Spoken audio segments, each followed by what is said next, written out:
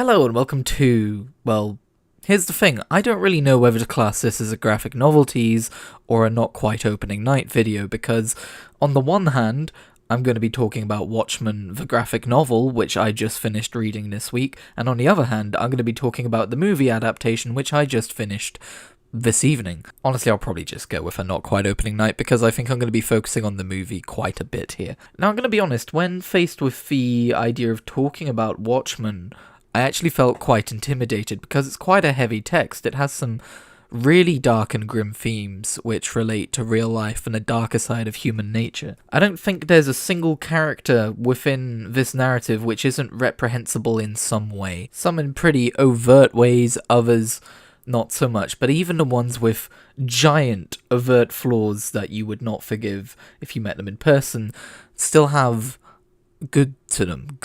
And that's probably the most fascinating part of this story. Even the worst characters in this story are given redeeming qualities, and I think that is something that is true to life in a way that a lot of other narratives don't tackle. I would say the only other one I can think of off the top of my head would be A Song of Ice and Fire. But Watchmen is fascinating because, you know, we live in an age where we've got really popular superhero, like dark, gritty, grimdark superhero shows such as The Boys and Invincible, and of course their adaptations of their respective comics. But you get the sense that it all started with Watchmen. You get the sense that they all kind of took their inspiration from here. And it is in many ways a product of its time. It's absolutely a commentary on the Cold War, which, you know, I can't even imagine writing and publishing or reading something like this at the time. It is so blatantly political, and, you know, it's not afraid to be so. It's a story about the inevitability of nuclear war due to human stupidity during the height of the feeling of inevitability of nuclear war due to human stupidity. It's also in some respects a more realistic take on the Superman story. What do you do when there is a god in your midst, at least in terms of fighting ability and destructive power? How does that affect global politics? And that is something that we've seen DC take on within their comics and their movies.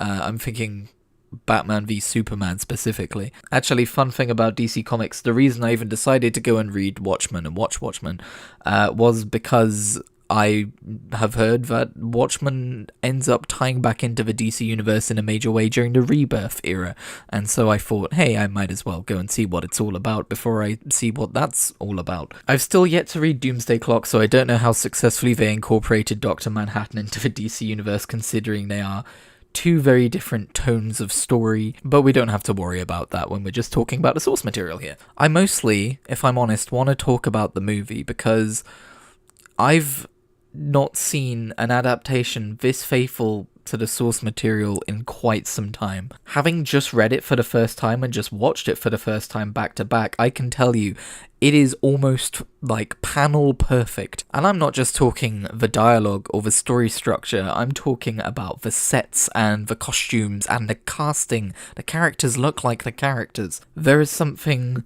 so awe-inspiring about seeing this comic brought to life in a way that most adaptations don't bother with anymore. And here's the magical thing about it: despite being a really faithful adaptation, it does change some things, and things it changes to this already fantastic story are, in my opinion, improvements. They change the ending so that instead of Ozymandias teleporting a gigantic beast which explodes into New York, they make it fit into the themes of the overall story a little bit more by tying it back into the framing Dr. Manhattan as a villain kind of thing. They also expand the scope of the devastation to be global so that it's not just the US which is, suffering, because then it makes a little bit more sense for the entire globe to come together. It's a bit more of a cynical take in that regard, but it is also a little bit more realistic. I'm going to talk about my favourite element of a story, though, and I think it ties into one of the main themes of the story, and that's the entire conversation between John and Laurel on Mars when she's basically trying to get him to have faith in humanity,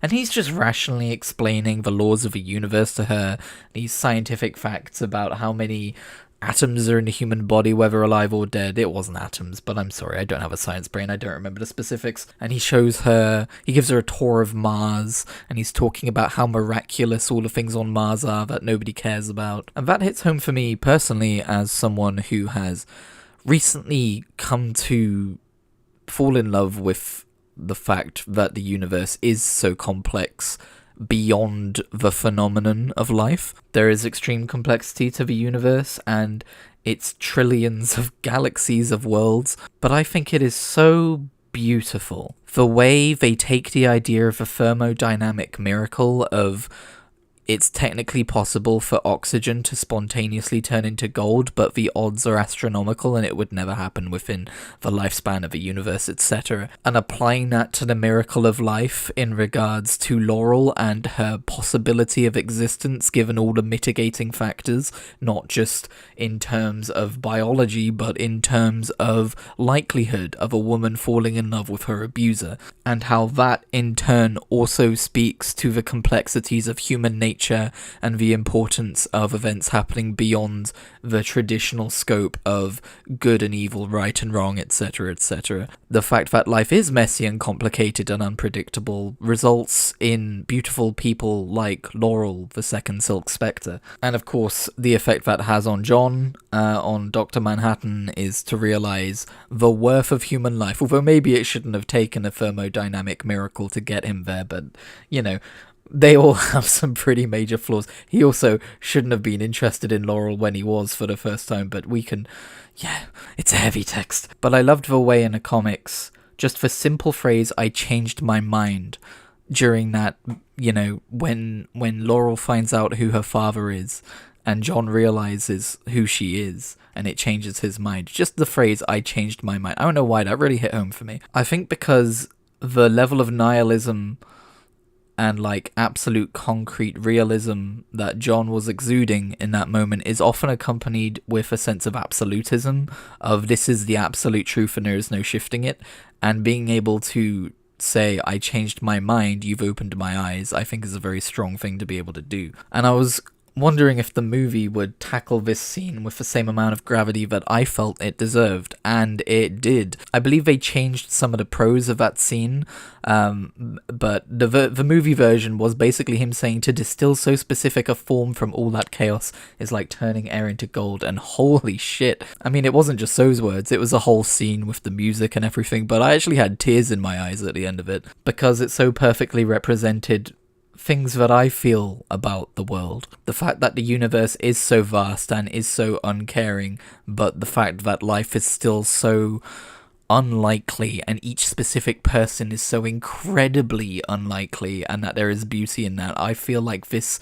story really summed that up and hit that home in such a beautiful way, and I think that is what I am going to take away from Watchmen. That is what this story means to me. But the more I think about the theme of the thermodynamic miracle occurring in this story, the more I notice it. Maybe not necessarily so literally, maybe not necessarily the odds of a thermodynamic miracle, but it's mostly represented in that iconic imagery of the blood on the smiley badge, because of course it occurs when the comedian gets murdered by Ozymandias, but it also recurs almost picture perfectly on the guy's shirt at the end of a movie and at the end of a comic, when he is eating a burger and he has that smiley badge on his shirt and a bit of sauce drops from the burger and lands on the shirt in exactly the same pattern. And there is also the revelation that John and Laurel were standing in a crater which made up one eye of a giant smiley face on Mars, which was relevant to their discussion. And I think that makes up the final most important aspect of this, which is these miracles occur without people noticing. On Mars, our protagonists literally lack the perspective within which to see the unlikeliness of the location that they are standing in regards to their conversation, in a similar manner to how John had previously lacked the perspective to understand the unlikeliness of Laurel existing and the beauty of that. And then with the guy at the end with the burger stain on the shirt, I think that's also a little bit of absurdism mixed in there, to be like, and look, it can happen again and can have absolutely no significance. And that in itself is a commentary on the universe, and I guess the whole symbol of the comedian, which is that the world is one big joke. And there are plenty of other aspects to this story which one could go in and write an entire essay about, but that is what I am taking away from Watchmen and what I wanted to talk about with the story today. Hopefully I made sense. Hopefully my perspective is grounded in relatability. That is what Watchmen did to me as a person, both as a comic or graphic novel if you prefer, and as a movie. God, I'm just so floored by how unflawed the movie is. That was unintentional wordplay that just struck me. I know there's this HBO show which continues the story, and I'm very dubious about it because I think the ending is perfect. This giant sacrifice that was made for the greater good, killing millions to save billions, and however you feel about that, and Ross Church's sacrifice, and then the reveal of a journal that they skillfully made us forget all about. I think that was done a little bit better in the graphic novel, that one. But the big oh no moment at the end, I don't want to know what happens afterwards. But I hear some people like the show, so maybe I'll give it a look one day. But I'm not gonna do it right now because I just want to sit with Watchmen as is for now. Thanks for tuning in. Let me know what you think about Watchmen down below if you like, and I will catch you in whatever I make next.